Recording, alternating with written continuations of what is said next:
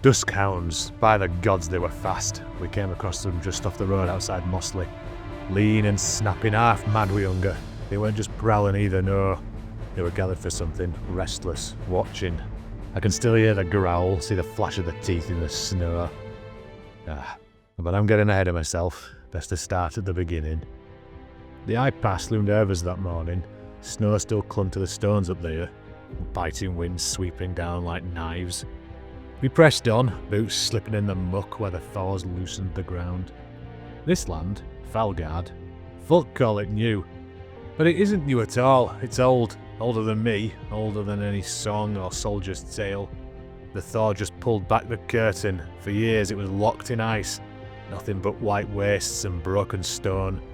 But now, with the freeze lifted, folk are crawling back, sniffing out treasure, patching up farms, trying to claim a piece for themselves.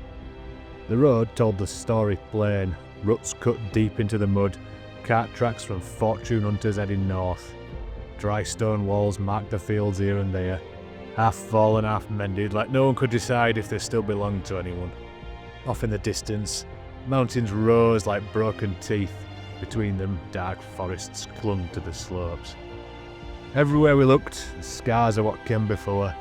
Ruins scattered across the land, towers crumbled, farmsteads fallen, villages hollow and still. A few had smoke curling up again, the desperate or the stubborn dragging life back into them. The rest just sat quiet, ghosts of a better time. And yet, here and there, the snow had given up its grip, a patch of green pushing through. A stubborn flower blooming against the grey, a reminder that this land wants to live no matter what was done to it. And along one of those roads, we met him, a peddler. He came towards us on a weary little horse, the beast staggering under the weight of half a market's worth of goods, crates, pots, bundles of cloth, even a lantern swinging from the tack, clinking with each step.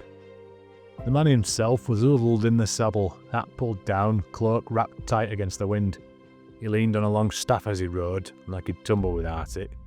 He hailed us first, voice cracked but cheerful, sound of a man who dealt with strangers on too many lonely roads. We halted, and he showed us his wares. Gods above, he carried everything, knives, pots, trinkets, scraps of old maps, even what looked like the child's toy tucked away, wood worn smooth from a long use. His prices were mad, we laughed at them. Not cruelly, truth is, it was good to talk to someone. To be reminded the road wasn't only ours. He told us Mossley lay ahead, a small place but standing, said fortune seekers had passed that way too, and where fortune goes, trouble ain't too far behind. We gave him a strip of old dried meat, wished him well and carried on. He tipped his hat, clicked his tongue, and the poor beast lurched forward again, crates rattling like bones as he went, fading into the distance. A small meeting, aye, but it stayed with me. The land had felt empty, scarred and hollow. That man and his burden made it feel lived in again. Not safe, never safe, but alive, and that were enough. Mossley came into view with its walls rising out of the thawed land, stones stacked strong, and a portcullis gatehouse set square above the road. After days of open country, ruts and snow, I'll not deny the sight of those walls was a comfort. Safe behind stone, the night held at bay. But walls have always given me mixed feelings. I've stood outside them, mud up to my knees, watching men starve and bleed to take a gate. And I've stood inside them, listening to the wind on the battlements, thankful for the protection. Safety or prison, a wall can be either, depending on which side of it you're on. Still, that day, stepping through Mossley's gate, I was glad to be on the inside. The town itself wasn't the backwater I'd expected. Not a grand city, no, but larger and livelier than I'd imagined. A couple of inns, a marketplace at its heart, and houses both small and middling crowding the streets. A surprising number of folk were about their business. Farmers carrying wintergreen, stallholders hawking herbs and cloth, children weaving through the crowds. For a land that had been dead and frozen just a year ago, Mossley was alive. We made for the White Rose, an inn with its sign freshly painted and shutters that didn't rattle.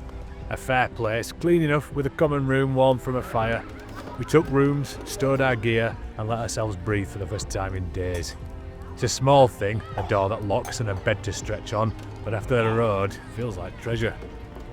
After that, we wandered, spoke to farmers on the way back from the fields, boots caked in mud, haggled with a store loader over dried fruit and smoked fish, listened to an old woman warn us about the roads north, though she still managed to smile when one of ours cracked a jest. It felt good to walk among folk again, to be reminded the land wasn't just ruins and snow, but people making lives where they could. And it was among them we first crossed paths with Sir Carlin. Hard to miss, pipe in hand, voice carrying, the sort of man who doesn't just talk but expects the world to listen. There's coin about him, aye, a touch of gold to show his standing, but the way he holds himself, that marks him. I've known men like him before. Some stand when there's steel drawn, others falter. Time will tell which sort he is. Only later did we find Oberon. Hard man to miss as well, built like a fortress, arms folded across broad plate, eyes sharp as spear points. He was straight with us, told us things had gone missing, odd noises in the night, and stranger still, the mark of an icicle daubed on certain doors. No one knew its meaning, but the symbol was enough to unnerve the town. He'd asked if we'd lend a hand, quiet-like. Ishi took to it as though born for it. He's got away with words, quick wit and easy charm. We let him work, and before long he'd drawn whispers out from the crowd. Talk of a group of farmers, secretive and strange, who many suspected had a hand in this mischief. Word back, Oberon was pleased, thanked us, then leaned in with something more. A chance to prove ourselves, he said. Not walking with his men, but taking the watch ourselves. Just the warband, patrolling the outskirts of Mossley at dusk. A test maybe, a mark of trust. Either way, we agreed. So as the sun dipped low, we left Mossley behind, the town's walls at our backs, the road stretching ahead, shadows lengthening across the snow. And that's when we saw them, Dusk Hounds, prowling at the roadside. They were scratching, digging, burying something in the frozen earth. Not hunting in the usual way, up to something else. We readied ourselves. Another fight was coming. The beasts came at us fast, quicker than I liked. Barlan loosed a bolt and clipped one, slowed it, but the others surged on. Anther called the winds of magic, but they slipped from her grasp. Happens to the best of us. I stepped in. Burst Hound went down quick beneath my morning star. Then came the Alpha, big bastard. Scraps of old leather clinging to it, eyes full of fight. For a moment, I felt an old prickle of doubt. I held my ground, swung hard, the beast dropped at my feet.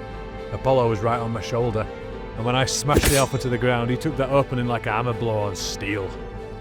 Used my swing's momentum to drive his sword straight into the skull of the next beast that leapt. It dropped hard, never knowing which of us had ended it. The last down turned to bolt, but Ishi was quicker. Slipped around the flank like smoke on the wind and drove his blade home before the beast even knew he was there. Clean, sharp, done. With that, the survivors lost their nerve and scattered, tails between their legs, yelping into the dusk. When the last of the beasts fled, we went to see what they'd been so busy with. The ground was torn and muddy, earth wet with claw marks.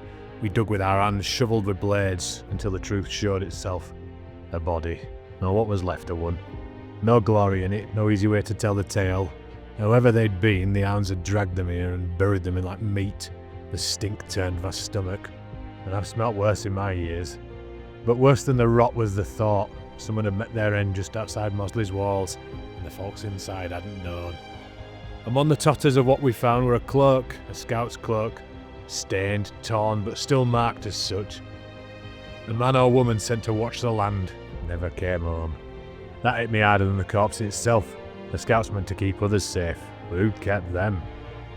We carried word back to Oberon. He took it hard, though he kept his face like stone. I've no doubt he'll have men watching sharper now, but Mossley's peace won't come easy after this. An icicle daubed on doors, now a body in the dirt. The town's shadows are longer than I thought. Still, for that night our duty was done. We returned to the White Rose, weary to the bone, hot meal, a bed with a door locked, and for once sleep without the sound of claws in the dark. We'd earned it, but I couldn't shake the weight of what we'd found. Mossley isn't safe, and yet, if we're here to make something of this warband, we'll have to prove it with more than steel. We'll have to dig into the rot that hides beneath this thaw.